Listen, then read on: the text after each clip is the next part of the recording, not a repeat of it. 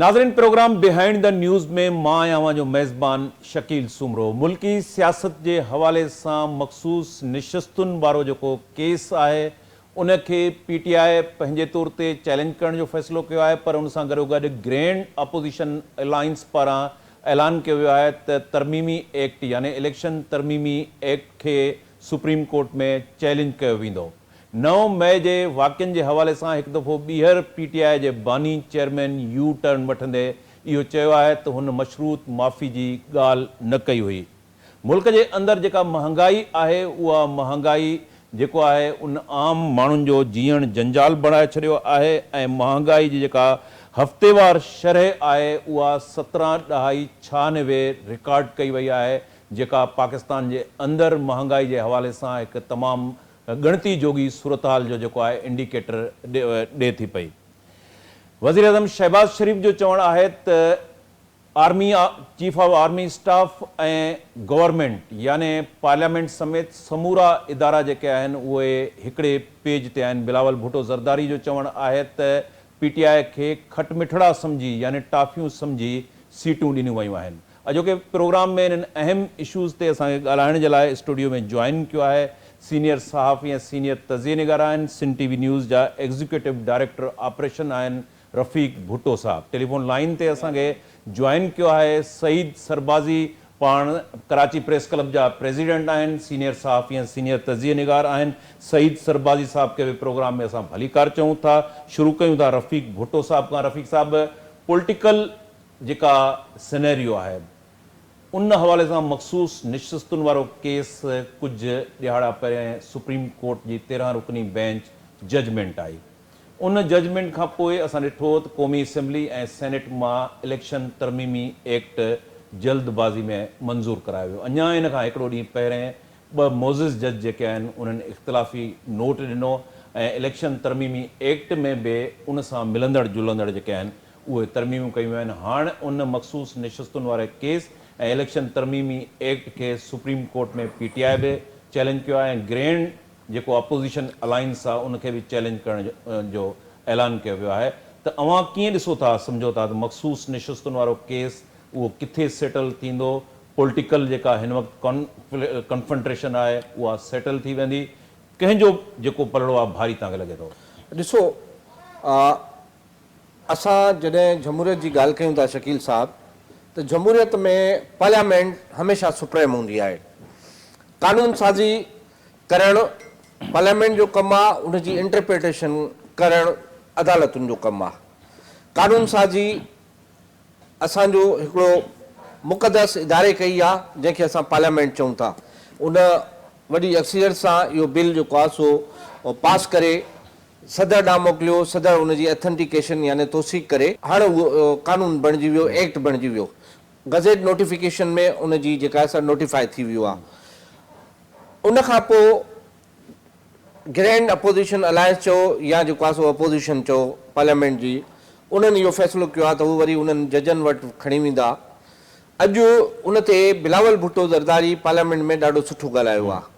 हुन चयो आहे त अदालत हिकु इदारे जे तौर ते उहो सॼी जमहूरियत खे डीरेल करे थो ऐं उन जा जेके क़दम आहिनि उहे जेके आहिनि से जमहूरियत दोस्त कोन्हनि के।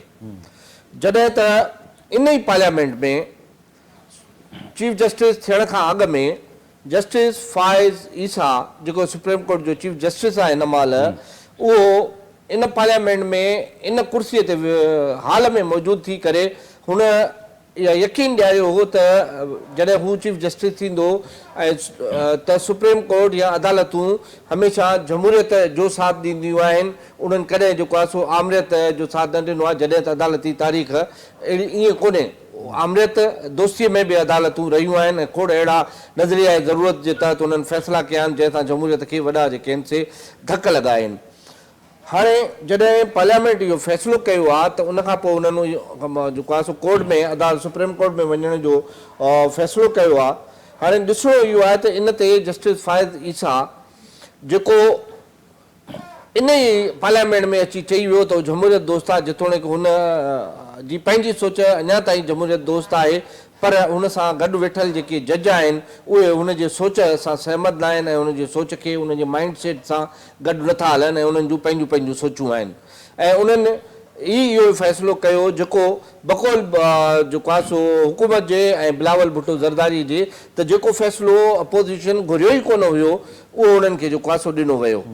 हाणे जॾहिं कानून साज़ी थी आहे पार्लियामेंट जेको आहे अक्सियत सां उनखे पास कयो आहे त उनखे सुप्रीम कोर्ट में चैलेंज करण सां ॾिसणो इहो आहे त सुप्रीम कोर्ट बतौर हिकु इदारे उहो जमहूरियत जो साथ ॾिए थो या वरी को अहिड़ो फ़ैसिलो करे थो। सईद सरबाजी साहब जो ओपिनियन शामिल क्यों था?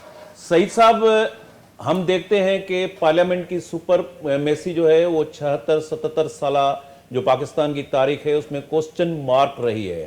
पॉलिटिकल पार्टीज जो पार्लियामेंट में जाती हैं वो कंप्रोमाइज भी करते रहे हैं। आज प्राइम मिनिस्टर का ये कहना है कि पार्लियामेंट और चीफ ऑफ आर्मी स्टाफ वो एक पेज पे हैं, लेकिन हमें लग रहा है कि पार्लियामेंट और जुडिशरी उनका कॉन्फ्लिक्ट बढ़ता जा रहा है। तो आप पार्लियामेंट की ये जो सुपरमेसी 76-77 सालों में क्वेश्चन मार्क है, आप समझते हैं कि पार्लियामेंट को सुपरमेसी मिल जाएगी? शुक्रिया सुमरो साहब, बहुत अच्छे टॉपिक पे आप बात कर रहे हैं। देखिए, इस मुल्क में पार्लियामेंट जो है पाकिस्तान का जो 1973 का जो कॉन्स्टिट्यूशन है उस पे अगर हम अमल करें तो जाहिर है कि पार्लियामेंट जो है वो सुप्रीम इदारा होता है। लेकिन आपने हमेशा देखा होगा, और बिलावल भुट्टो साहब की स्पीच आपने अगर आज सुनी होगी, उन्होंने जुडिशरी के हवाले से खुल के बात की है और उन्होंने जाहिर है जो आप जो बातें कर रहे हैं, जो खदशात हैं, जो भुट्टो साहब ने एक बात की कि अब डिसाइड जो है, अब बॉल जो है वो सारी चीजें हो गई हैं, ये लॉ भी बन गया है, अमेंडमेंट भी हो चुकी है, प्रेसिडेंट ने उस पर साइन भी कर दिए। तो अब ये बॉल जो है वो जुडिशरी के कोर्ट में चली गई है और हमने हमेशा से देखा है कि जुडिशरी का हमेशा से एक नेक्सस रहा है इस्टेब्लिशमेंट के साथ। और इसी तरह से हुआ है कि जब हम देखते हैं कि यहाँ से चीजें किसी का पार्टी को रिलीफ नहीं मिलती है तो कोर्ट के जरिए उनको रिलीफ दिया जाता है और कोर्ट के जरिए वो फैसले किए जाते हैं। और कभी कभार तो ऐसे लगता है कि पार्लियामेंट जो है उसकी हैसियत यहाँ पर कुछ भी नहीं है। और जुडिशरी ने हमेशा, चाहे जितने भी बड़े बड़े फैसले हुए हैं, आप हमेशा देखें जो वैलिडेट किया गया है मार्शल लॉ को भी, और जो चीजों को यहाँ पर ऑल्टर किया गया है, जो उस सारी चीजों को हम समझते हैं कि अदलिया ने जो पाकिस्तान के अंदर, अगर अदलिया जो है एक पेज पे होती पॉलिटिशियन या जो पार्लियामेंट है, दोनों को मैं समझता हूँ कि कम से कम से ऐसे जो लॉ बनाने चाहिए जो अवाम के लिए हो और अवाम के बेहतरी के लिए हो। लेकिन लगता तो यही है कि यहाँ पर, और मुझे जो अभी आपने पिछले कई दिनों से देखा है कि कोर्ट के जरिए पीटीआई को रिलीफ दिया जा रहा है, और जिसका जो है, और हम समझते हैं कि उसकी जो हमारे छोटे सूबे के लोग हैं उनके खदशात बिल्कुल सही है कि कानून जो है वो अलग अलग होते हैं, सिंध के लिए अलग है, बलूचिस्तान के लिए अलग है, पंजाब के लोगों के लिए बिल्कुल एक अलग सा कानून होता है और वो लाडले की सूरत हाल लाडला बन जाते हैं। तो अब देखना ये है कि ये जब चैलेंज होगा और जुडिशरी इसमें क्या फैसला देगी, और ये ज्यादातर तवक्को तो यही है कि वो पार्लियामेंट की जो फैसले हैं, मैं समझता हूँ कि वो उनको शायद वो अंडू भी कर सकते हैं। सही साहब, जैसे आपने कहा कि छोटे सूबों का कानून अलग होता है, हाइब्रिड डेमोक्रेटिक सिस्टम में हम देखते हैं कि इस्टेब्लिशमेंट वो जुडिशरी का सहारा लेती रही है। बहुत सारे हम रेफरेंस के तौर पर केस जो है गिनाए जा सकते हैं, दोसू केस से लेकर आसमा जहांगीर केस तक, और इससे पहले मौलवी तमीजुद्दीन केस का रेफरेंस हम कोट कर सकते हैं, असगर खान केस, और बहुत सारे केस हैं, नुसरत भुट्टो केस को भी हम उसमें शामिल कर सकते हैं। तो इस वक्त इस्टेब्लिशमेंट की क्या पोजीशन है? इस्टेब्लिशमेंट पार्लियामेंट के साथ है या जुडिशरी के साथ है?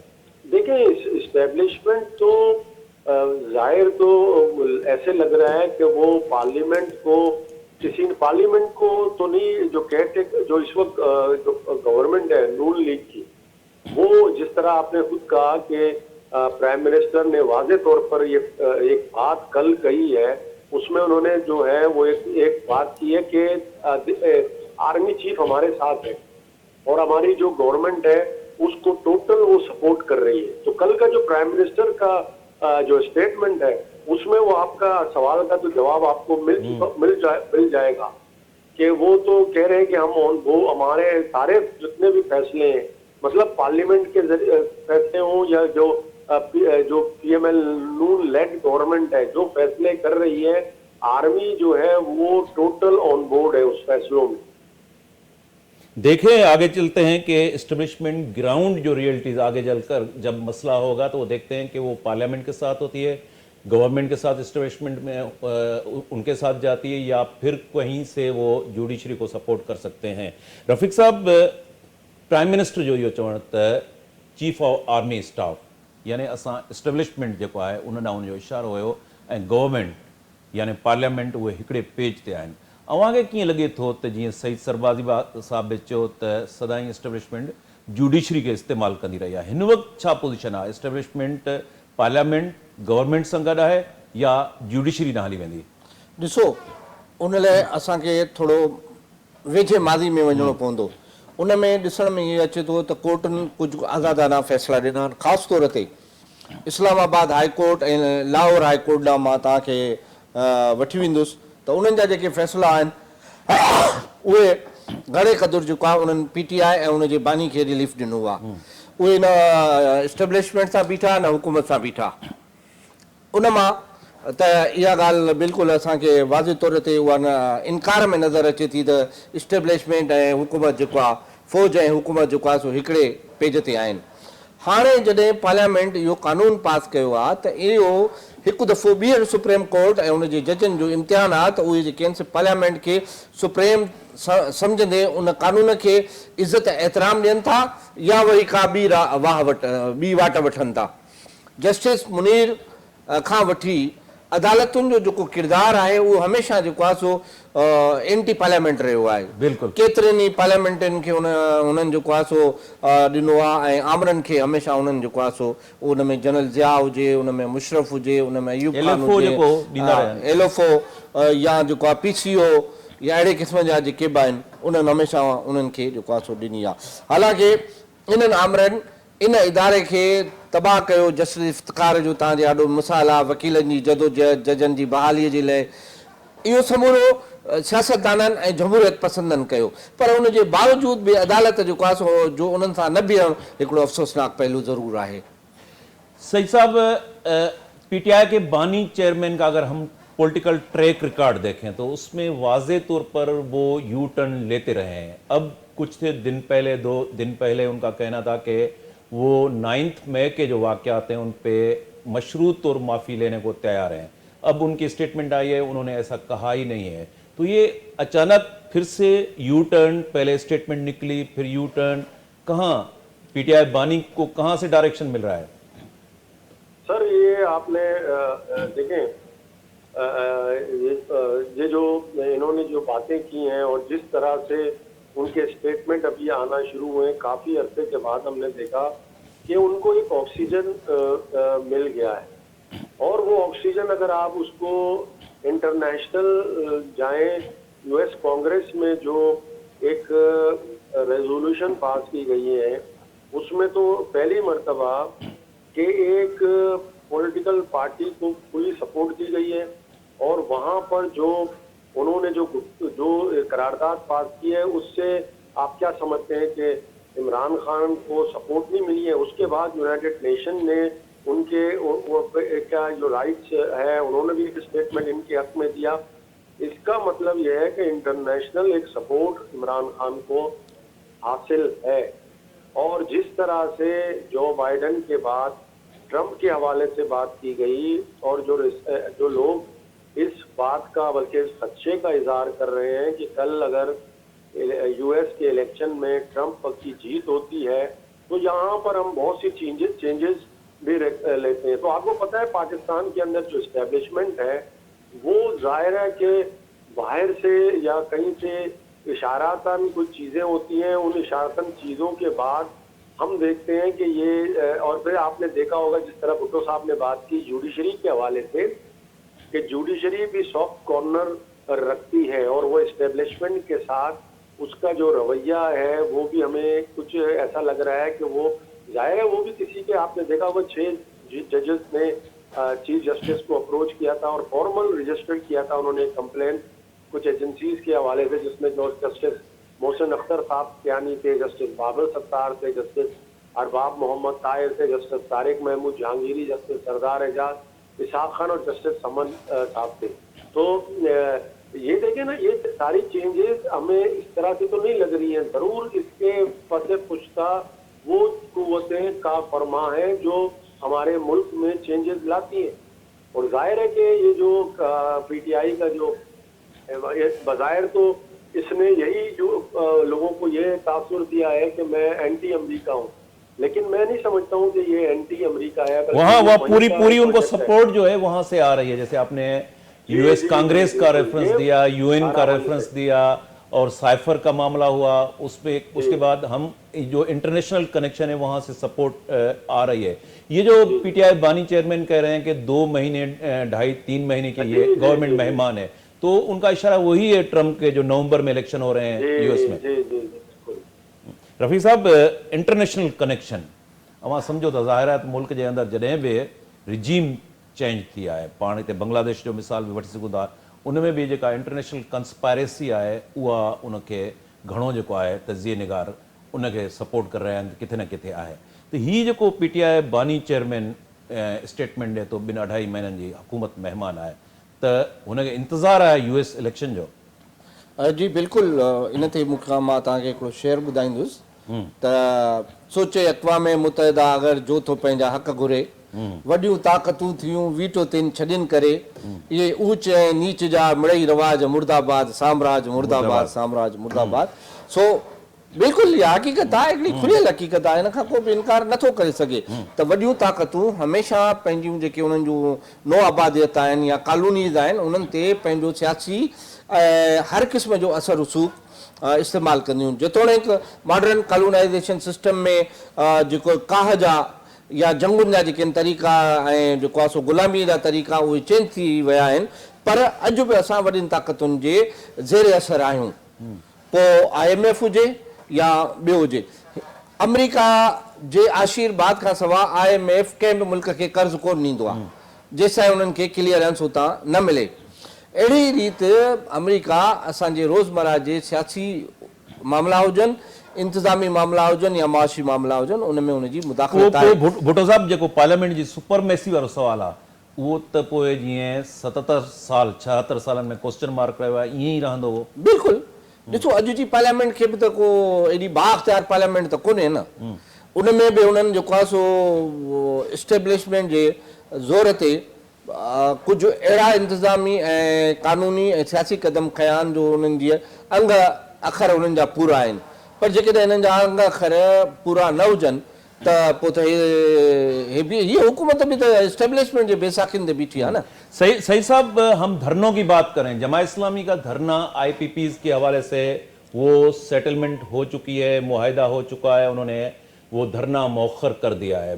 अगर हम गवादर की साइड जाएं बलूचिस्तान में, तो बलोच जो यकजहती कमेटी है उनके साथ भी मुज़ाकरात का दौर चलता रहा और वहाँ से खबरें आ रही हैं कि वो मामलात भी काफ़ी सेटल हो चुके हैं।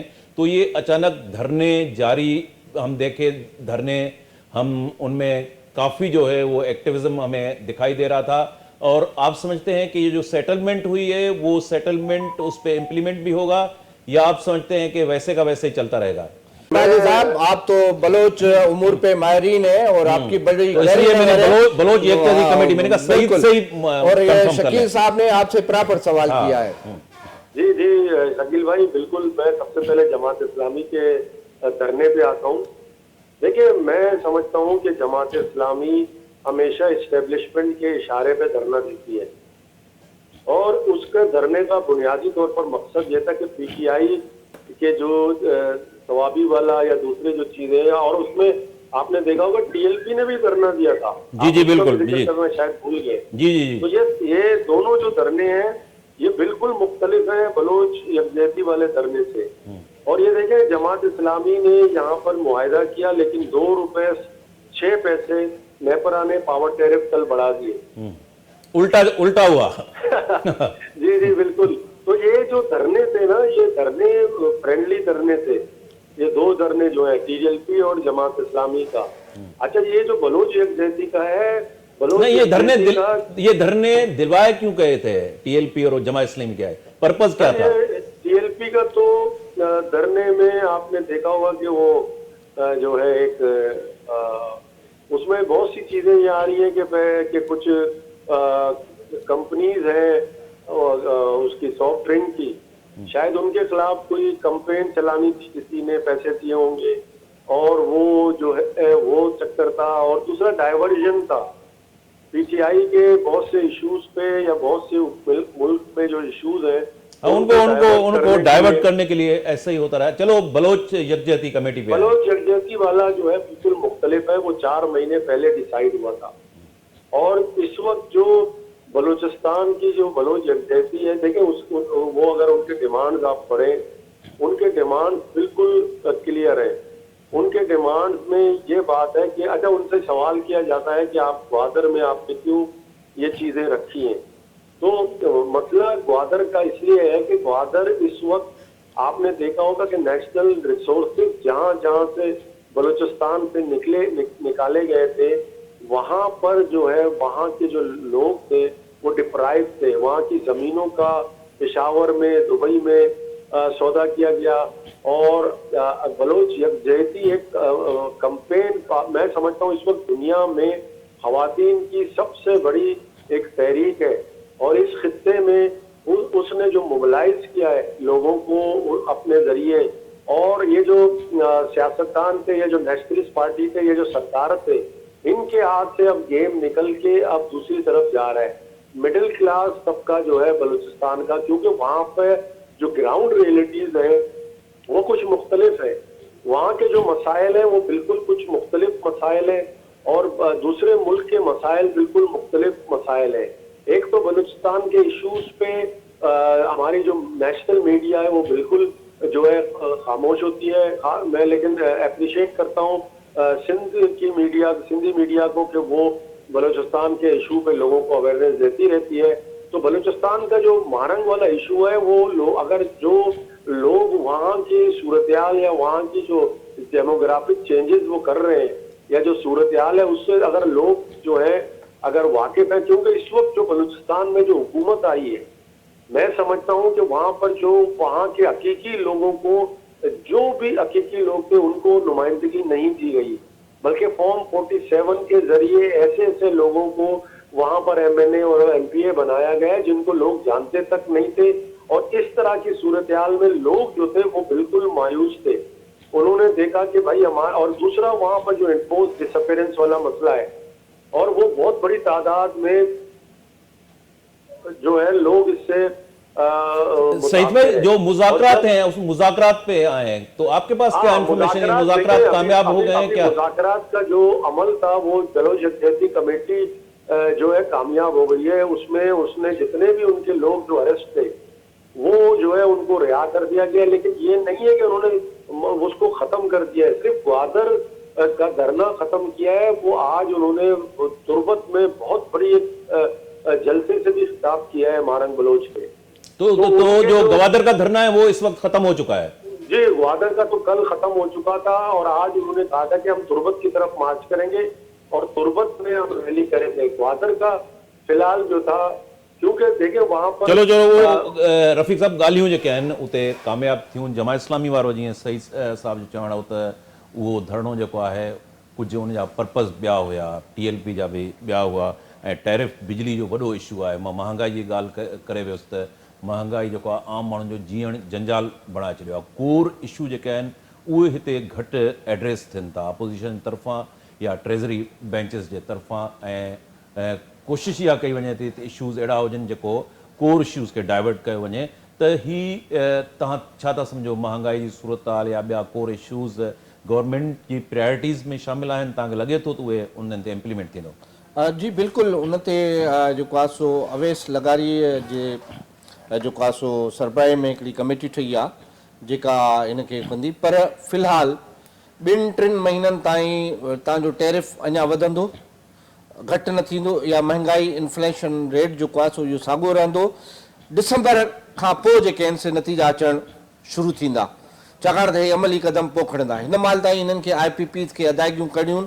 IPPs पाकिस्तान जा जेके सफ़ेद हाथी शख़्सियतूं आहिनि जिन हमेशह जेको आहे सो मुआशी तौर ते पाकिस्तान खे लुटियो ऐं फुरियो आहे, इहे IPPs जा मालिक उहे आहिनि। नाला हाणे उन्हनि जा मंज़र आम ते अची चुका आहिनि। उन में ख़ुदि हुकूमत जा जेके वज़ीर आहिनि, हुकूमती शख़्सियतूं जेके आहिनि, उन्हनि जा पंहिंजा आहिनि। सलमान फारूकी जेको उन वक़्तु पाण सेक्रेटरी पावर हो, उन IPPs पंहिंजे नाले ते वरितो, अॼु बि उहो उनजी मिल्कियत आहे। त हुकूमत ताज़ी जेका ख़बर आहे उहा इहा आहे त जेके 35 APPs आहिनि, उन्हनि मां 10 IPPs खे जेको आहे सो फौरी तौर ते बंदि करण जो फ़ैसिलो कयो आहे, ऐं बाक़ी जेके 25 आहिनि उन्हनि खे नाज़रीन खे रफ़ीक साहब थोरो IPPs जे बारे में ॿुधायो त मुआहिदा कीअं थिया। चयो वञे थो शहीद मोहतरमा बेनज़ीर भुट्टो जे हुकूमती दौर में, परवेज़ मुशर्रफ जे बाद में हुकूमती दौर में इन्हनि सभिनी मुआहिदनि जे पोयां मौजूदा वज़ीर आज़म शहबाज शरीफ़ आहे ऐं पंजाब IPP जो गढ़ आहे। सही। ऐं पंजाब जो साहिवाल हुजे या जेको आहे सो ॿिया गुजरावाला हुजे या नारोवाल हुजे, इहे इलाइक़ा आहिनि जिते IPPs आहिनि। ऐं IPPs सां हिननि जेके मुआहिदा कया उन में ही हाणे फासी पिया आहिनि। IPPs सां मुआहिदा ही जेकॾहिं टोड़नि था त सैनिक वारो हशर थिए थो, आलमी अदालत में हलिया वेंदा, पाकिस्तान ते वॾा ॾंड पवंदा, पाकिस्तान मुआशी तौर ते IMF जो कर्ज़ाई आहे उहो ॾंड भरींदो या IMF जो खां कर्ज़ वठी मुल्की मुआशी सूरत हाल हलाईंदो। त इहा हिकिड़ी सूरत हाल आहे। त हिननि इहो फ़ैसिलो कयो आहे त 10 IPPs फ़िलहालु फौरी तौर ते बंदि था कनि, बाक़ी जेके 25 आहिनि उन्हनि खे मरहलेवार हू ख़तमु कंदा। सही साहब, आपका क्या कहना है? IPPs के इशू पे मुआहिदा जो है वो ख़त्म कर दिया जाएगा, ऐलान किया गया है, और रफ़ीक साहब कह रहे हैं कि 10 IPPs पहले फेज़ में और 25 बाद में वो उनसे मुआहिदा ख़त्म कर दिया जाएगा। देखें जिस तरह से, लेकिन इसमें जो 3 जो बड़ी IPPs हैं वो चाइना से रिलेटेड है, और जिस तरह रफीक साहब ने 2 बातें की, एक तो ये कि वो ख़त्म कर देंगे, लेकिन ख़त्म करने के बाद जाहिर है कि ये इंटरनेशनल कोर्ट में आपकी एग्रीमेंट है, और उसमें ये भी है चाहे आप बिजली लें या ना लें, लेकिन आपको पेमेंट करनी है। तो ये जो है ना वो अपना क्या कहते हैं, बिल्कुल हुकूमत जो है इस वक्त शदीद कैपेसिटी चार्जेस जिसका नाम है, और जो है ना इस वक्त कहते हैं ना कैश 22 की सूरत हाल है कि हुकूमत मुश्किल में फंस गई है।